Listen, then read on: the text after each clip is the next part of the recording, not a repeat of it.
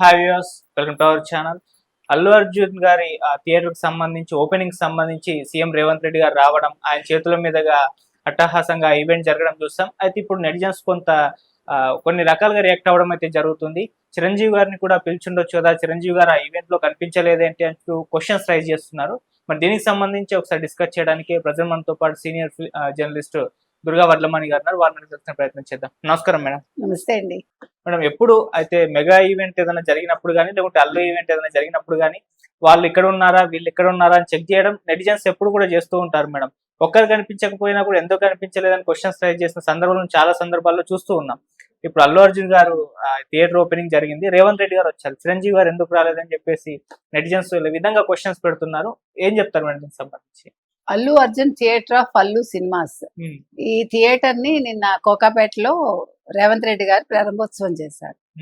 ఈ సందర్భంగా అక్కడ చూసుకుంటే రాజ్యసభ సభ్యుడు వేం నరేందర్ రెడ్డి, తర్వాత సరే ముఖ్యమంత్రి రేవంత్ రెడ్డి గారు, అండ్ దెన్ అల్లు అరవింద్ గారు, అల్లు అర్జున్, అల్లు శిరీష్, అల్లు వెంకట్, తర్వాత చలనచిత్ర దాన్ని ఏమంటాం మనం, ఫిలిం డెవలప్మెంట్ చలనచిత్ర అభివృద్ధి సంస్థ చైర్మన్ దిల్ రాజు, ఇలా కొంతమందే ఉన్నారు.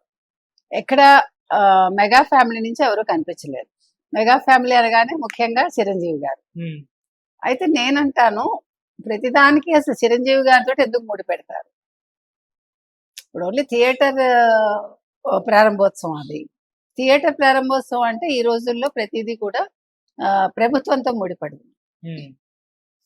ప్లస్ ఇంకో విషయం ఏంటంటే, మనకు తెలుసు పుష్ప సినిమాకి సంబంధించి సంధ్యా థియేటర్లో జరిగిన ఉదంతానికి సంబంధించి అదొక పెద్ద ఇష్యూ కావడం, దాని మీద ఈయన ఎవరు అల్లు అర్జున్ అరెస్ట్ అయ్యేంత వరకు వెళ్ళడం, ఆ తర్వాత మళ్ళా రేవంత్ రెడ్డి గారిని కలవడం, ఆయన తర్వాత గద్దర్ అవార్డ్స్ లో ఇతనికి అవార్డు రావడం, ఇన్ని జరిగాయి.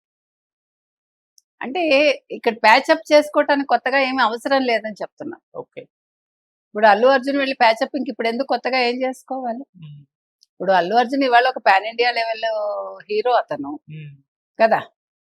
వేణుస్వామి కూడా చెప్పాడు, మీకు గుర్తుందా, he's the super star, he's the pan India star అన్నట్టుగా, ఇంకా అంటే మిగతా వాళ్ళకంటే కూడా అని. కానీ ఈ రోజు అతనే కదా హైయెస్ట్ కలెక్షన్స్ అతని సినిమాకే వచ్చాయి చూస్తే ఇండస్ట్రీలో. కాబట్టి చిరంజీవి గారిని పిలవలేదని అనడం వల్ల చిరంజీవి గారికి వచ్చిన నష్టం ఏం లేదు. ఇప్పుడు చిరంజీవి గారు వస్తే తప్పదు అనే ఒక ఇది లేదు. ఎందుకంటే చిరంజీవి గారు ఆయనకి పిలిచినా ఒకటే, పిలవపోయారు ఆయన పెద్ద పట్టించుకోరు. మధ్యలో మనలాంటి వాళ్ళు మాట్లాడటం తప్ప.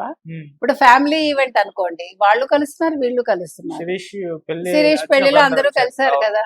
అందుకని ప్రతిదీ మనం ఒక నెగిటివ్ కోణంలోనో, లేదా అందులోంచి ఏదో రాజకీయం చేద్దామనో, లేదా సోషల్ మీడియా కాబట్టి వైరల్ చేద్దామనో అవసరం లేదని అంటున్నా. రేవంత్ రెడ్డి గారు చాలా చక్కగా మాట్లాడారు.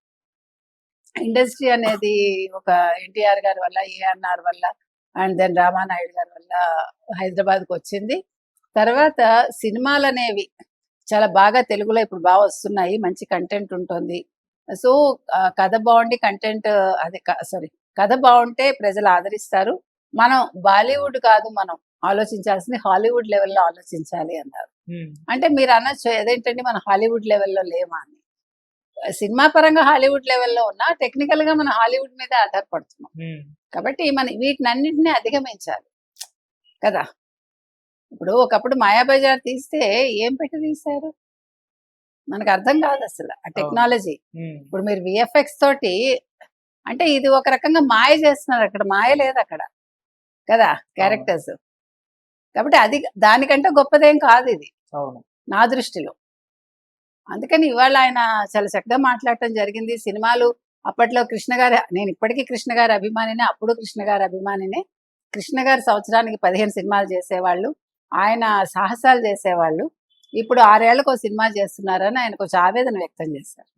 ఎందుకంటే మనం ప్రతిసారి చెప్తున్నాం, హీరో అనేవాడు ఏడాది కనీసం 3-4 సినిమాలు చేయకపోతే ఏంటండి, ఎందుకు చేయలేరు? పెద్ద పెద్ద సినిమాలు ఒప్పుకోవడం ఎందుకు, 300 కోట్లు 200 కోట్లు తీసుకోవటం ఎందుకు, దానికోసం టెక్నికల్ గా ఆధారపడడం ఎందుకు? కంటెంట్ బాగుండి పాటలు బాగుంటే మీరు చిన్న సినిమా చేసినా బాగుంటుంది కదా. ఎందుకని మనలో మార్పు రావాలి, అది తెలుగు సినిమా అనేది మారాలని నా ఉద్దేశం. ఎందుకంటే మనకు అంత సత్తా ఉంది. కదా. కాబట్టి ఆయన చెప్పటం జరిగింది. ఓకే. తర్వాత ఇంకొక చిన్న కాంట్రవర్సీ వచ్చింది. ఓన్లీ అట్లీ ఫోటోనే పెట్టారు డైరెక్టర్ది, శంకర్ది పెట్టలేదు, లేకపోతే అతను ఎవరు రామ్ గోపాల్ వర్మది పెట్టలేదు, మరొకళ్ళది పెట్టలేదు అని, బాపుదో లేకపోతే విశ్వనాథ్ గారు ఎవరిది పెట్టలేదు. అతనికి నచ్చింది పెట్టుకున్నారు, అతని థియేటర్, అది కూడా ఇష్యూ కాదు నా దృష్టిలో. ఒక తమిళ వాడిది ఎందుకు పెట్టారు, తెలుగు వాళ్ళది పెట్టలేదు, శంకర్ది ఎందుకు పెట్టలేదు, అవసరం లేదు. అతను ఇప్పుడు అతనితో సినిమా చేస్తున్నారు, చాలా పెద్ద సినిమా కాబట్టి, నిజంగానే పెద్ద సినిమా కదా ఇప్పుడు మనకు తెలిసి మొత్తం భారతదేశంలోనే పెద్దదా, హైయెస్ట్ బడ్జెట్ అని అంటున్నారు. కాబట్టి అతను పెట్టుకుని ఉండొచ్చు, తర్వాత తీస్తాడో లేకపోతే వేరే వాళ్ళు పెడతాడో అది అతని ఇష్టం, అది అల్లు అర్జున్ ఇష్టం. కాబట్టి మనం ప్రతిదాన్ని కాంట్రవర్సీ చేయొద్దు, ప్రతిదీ కూడా మనం ఏమంటారు నెగిటివ్ దృష్టితో చూడొద్దు అనేది నా ఉద్దేశం. Right madam, thank you so much.